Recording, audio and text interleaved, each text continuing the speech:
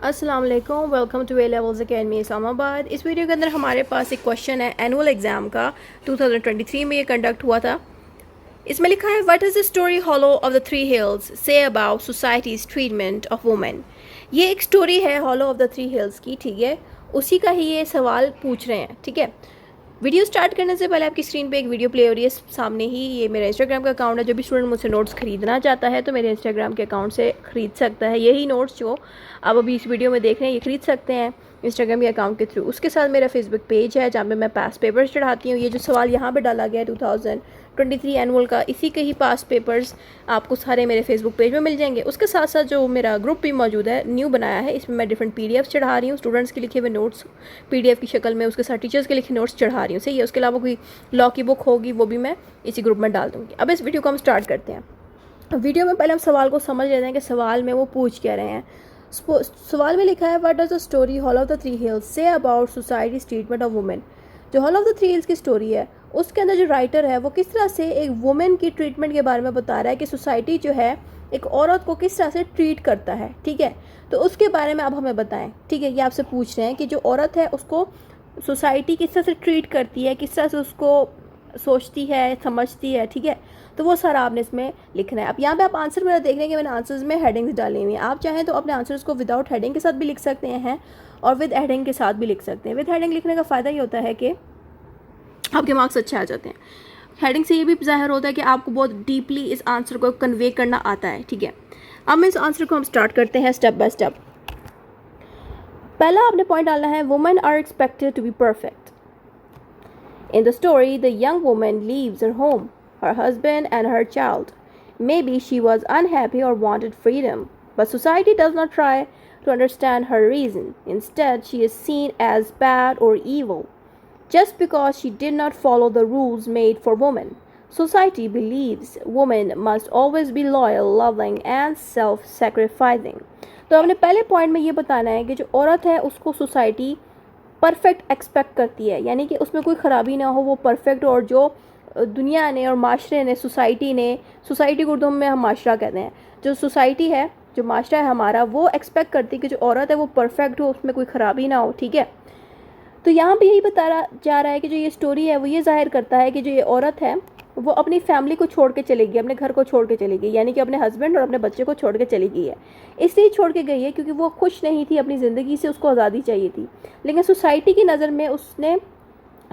नज़र में जो हरकत उस लड़की ने की है वो काफ़ी गलत की है। सोसाइटी बजाय कि उस लड़की का साथ देने की कि वो आज़ादी चाहती थी, उसको सुकून चाहिए था, बजाय कि ये देखने के सब ने कहा नहीं लड़की छोड़ के क्यों भागी है, क्यों मतलब वो सबको छोड़ के गई है। सबकी नज़र में लड़की का छोड़ के भागना एक बहुत बड़ा गुनाह था, एक ईवल था और एक बैड हरकत थी, गलत हरकत थी, ठीक है। और सब ने ये सोचा कि जो लड़की है वो रूल्स फॉलो नहीं करी जो वुमन के लिए बनाए गए थे, यानी कि एक वुमन अगर पूरी ज़िंदगी सख्ती की ज़िंदगी जी रही है, उसको रिस्पॉन्सिबिलिटीज़ उठानी है, तो सब कहेंगे कि इसको उठाना पड़ेगा क्योंकि सारी औरतें यही करती हैं।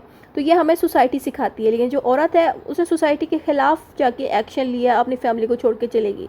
इसलिए यहाँ पे लिखा है कि society believes women must always be loyal, loving and self sacrificing. Society की नज़र में, यानी कि माशरे की नज़र में ये देखा जाता है कि जो औरत है वो लॉयल होनी चाहिए, लविंग होनी चाहिए और सेल्फ सेक्रीफाइसिंग होनी चाहिए, यानी कि हर चीज़ पे कुर्बानी देने वाली औरत होनी चाहिए। ये सोसाइटी देखती है वुमन के अंदर। इस तरह से आपने इस हेडिंग को एक्सप्लेन करना है। फिर दूसरी हेडिंग आपने डालनी है society blames women more.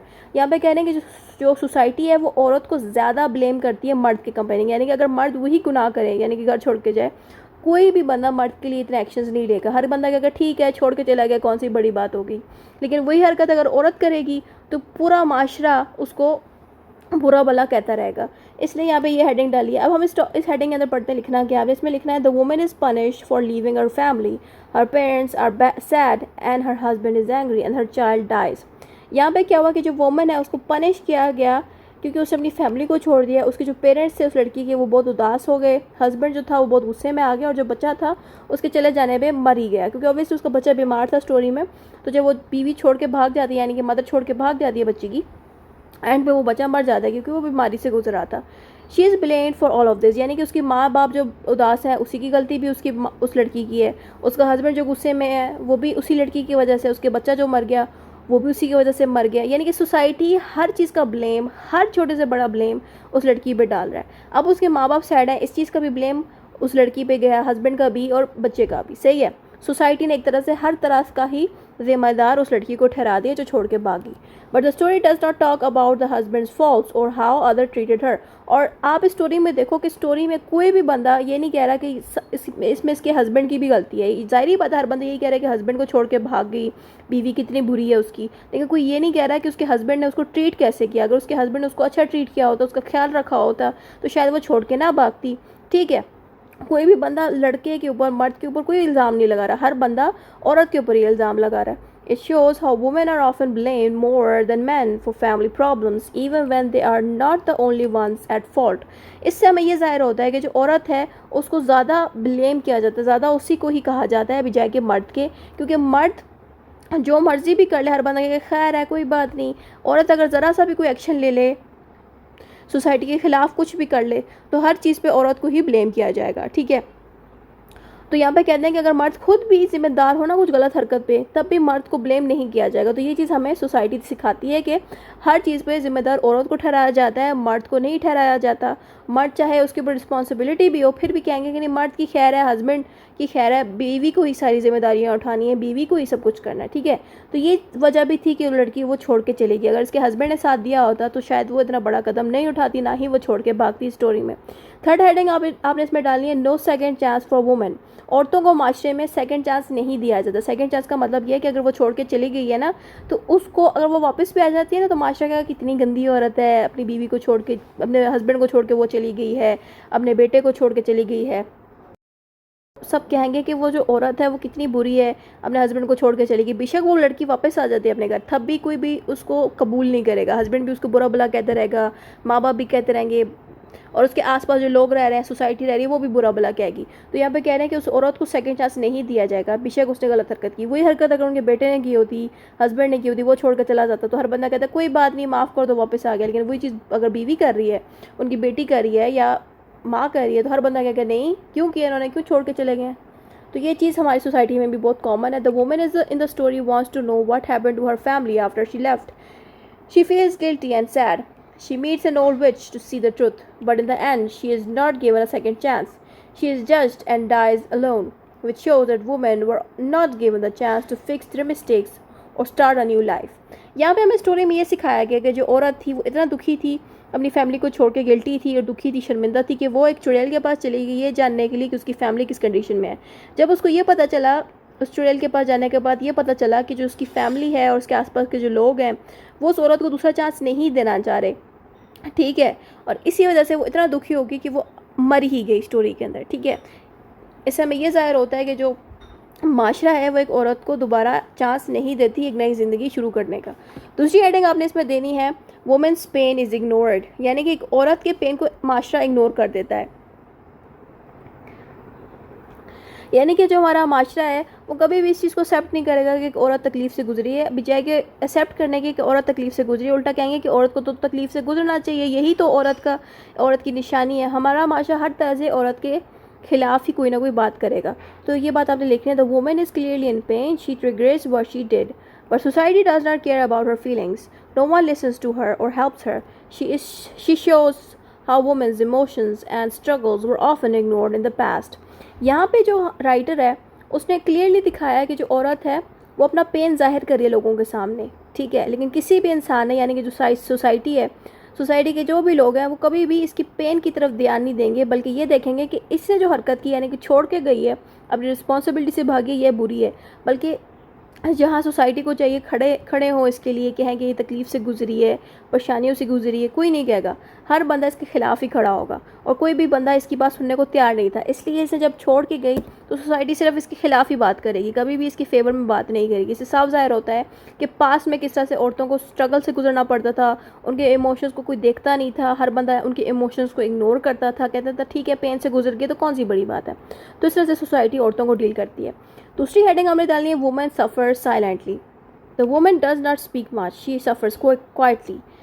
This shows how women were expected to stay silent and hide their pains. They were not allowed to express their thoughts or defend themselves. Past का जो माशरा था उसमें अंग्रेज़ों में भी ऐसा समझा जाता था कि जो औरतें हैं वो सारी तकलीफ़ें सफ़र करें क्वाइटली, यानी कि वो बहुत ही खामोशी से सारी तकलीफ़ों को सफ़र करें, बर्दाश्त करें, ठीक है। और औरतों से ये एक्सपेक्ट किया जाता था कि वो अपनी तकलीफ़ में बिल्कुल खामोश रहें, कभी इजहार ना करें और अपनी तकलीफ़ को छुपा के रखें, ठीक है। और साथ में ये भी एक्सपेक्ट किया जाता था औरतों से कि वो अपने लिए डिफेंड ना करें, यानी कि ख़ुद के लिए आवाज़ ना खड़ी करें कि मुझे जो है सुकून चाहिए ज़िंदगी में या इस तरह से। तो पास में औरतों के लिए माशरा इस तरह से सोच रखता था। तो सबसे आपने इसको अच्छे से एक्सप्लेन करना है। अब कंक्लूजन देख लेते हैं। कंक्लूजन में लिखना है, the story shows that in the society women are judged more, blamed more and given fewer chances. Their feelings are ignored and their mistakes are not forgotten. Hawthorne uses the story to show how unfair society was to women and how this caused deep pain and suffering for them.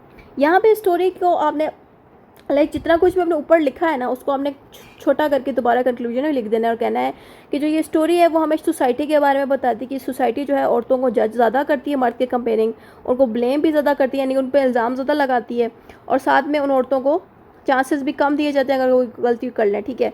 उसके साथ साथ उनकी जो feelings हैं औरतों की वो भी इग्नोर की जाती हैं, और अगर वो औरतें कुछ गलतियां कर लें तो उन पे माफ़ी उनको नहीं मिलती। तो जो हॉथॉर्न है, यानी कि राइटर है स्टोरी के, नथानियल हॉथॉर्न, वो हमें ये सिखा रहे हैं कि सोसाइटी किस तरह से औरतों के साथ अनफेयर रहती है। अनफेयर मीन्स कि उनको इंसाफ नहीं देती, ना ही इंसाफ के साथ उनके साथ चलती है।